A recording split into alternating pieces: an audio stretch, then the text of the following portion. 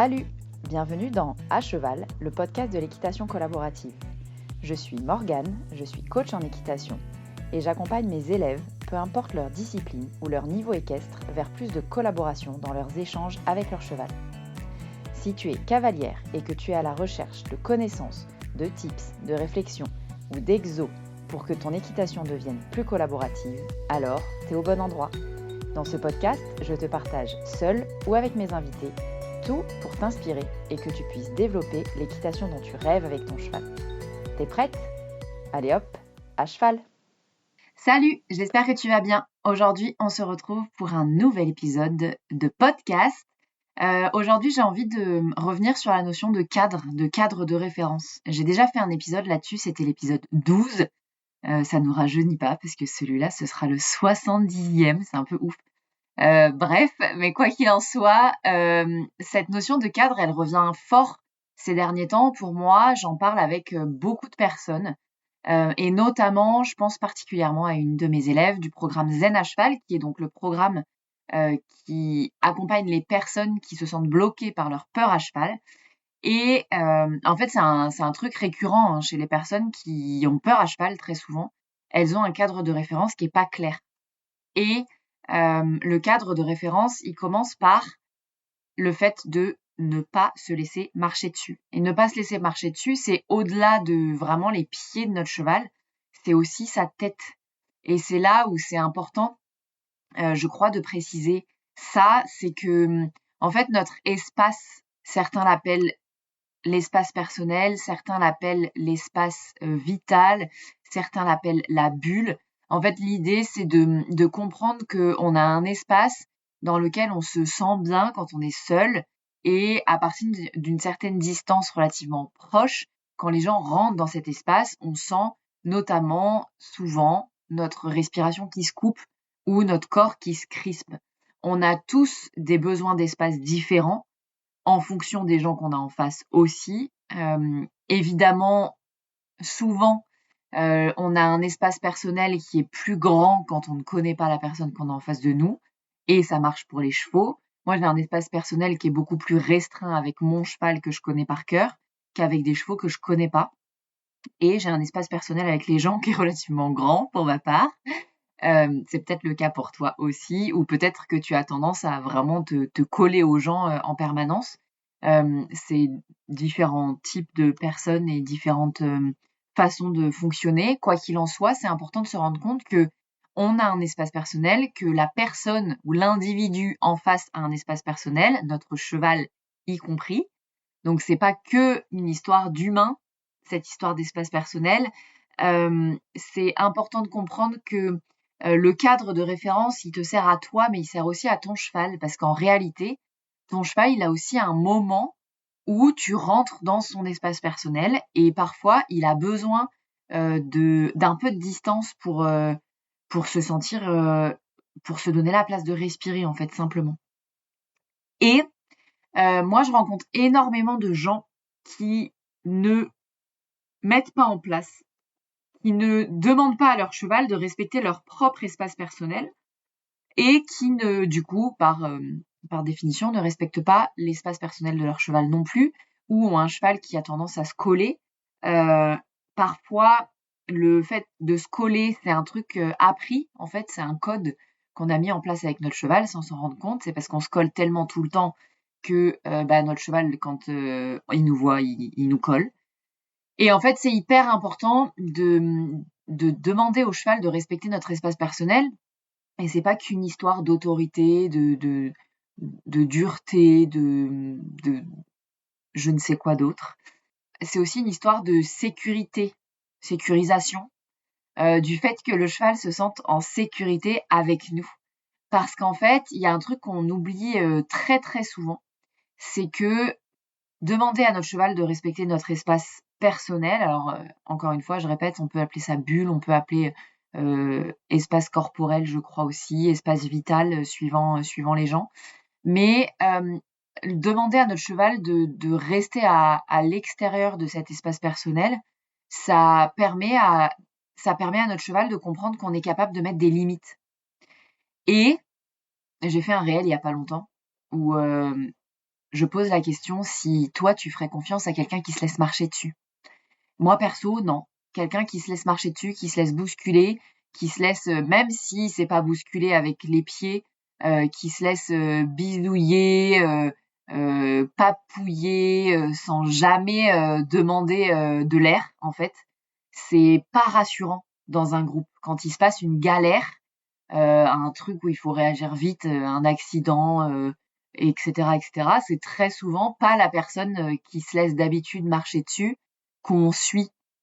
C'est beaucoup plus souvent la personne qui a l'habitude de mettre des limites, de mettre un cadre, de poser un cadre clair qu'on choisit de suivre parce que c'est plus sécurisant pour nous, pour la part instinctive de nous et pour notre cheval. Donc en fait, souvent, je rencontre moi des élèves qui aiment leur cheval à la folie et qui du coup veulent tout le temps que leur cheval vienne leur faire des bisous, des gratouilles, les chercher avec leur tête, viennent se coller et tout. Les gens prennent ça comme un signe d'amour en fait, mais en réalité, se laisser comme ça rentrer dedans en permanence, que ce soit avec la tête, avec l'épaule, avec le pied où vraiment il nous marche dessus aussi, c'est aussi dire à notre cheval qu'on n'a aucune limite, qu'on ne met aucune limite. Et donc, par définition, qu'on n'est pas quelqu'un qui met des limites ou qui est peut-être pas capable de mettre des limites. Et donc, si on n'est pas capable de mettre des limites avec notre cheval, il est possible qu'il fasse le raccourci avec il n'est pas capable de mettre des limites à qui que ce soit, donc il va être capable de gérer aucune situation stressante. Donc, en fait, ça n'aide pas notre cheval que de nous laisser rentrer dans notre espace vital tout le temps. Et encore une fois, l'histoire d'espace, c'est pas forcément une histoire de juste bousculade. Juste ton cheval te pousse avec son épaule. Ça peut être juste son épaule qui rentre dans ton espace personnel, sa tête qui rentre dans ton espace personnel.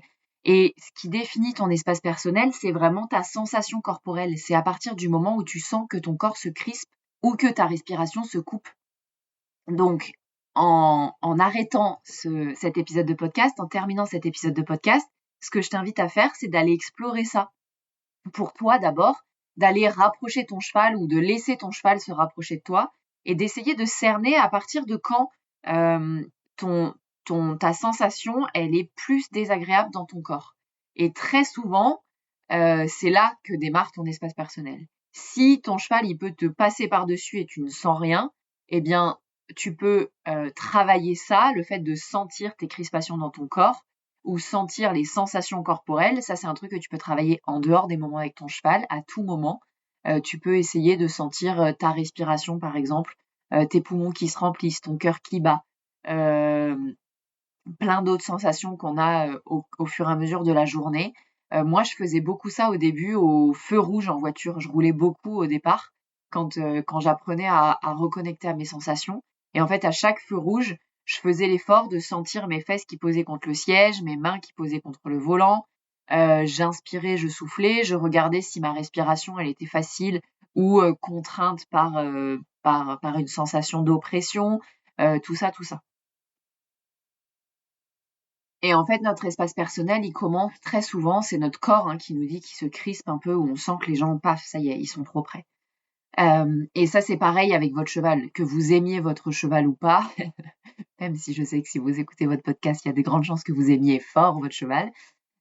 Mais que ce soit votre cheval ou pas, d'ailleurs, vous allez à un moment, quand il se rapproche trop près, sentir votre corps qui se crispe. Et c'est normal, c'est juste votre espace corporel. Et en fait, le truc intéressant, c'est de se rendre compte que quand on est à l'écoute de ça, de notre corps, des crispations de notre corps, et qu'on est capable de dire à notre cheval, bah tiens, là, à cette distance, en fait, je me sens trop bien, je me sens en sécurité, je me sens respirer facilement, c'est cool, je peux tendre le bras et te caresser et c'est ok pour moi, ou on peut rentrer en contact de manière différente, donc je vais tendre mon bras, tu vas me sentir les mains par exemple, et puis je vais aller te caresser l'encolure.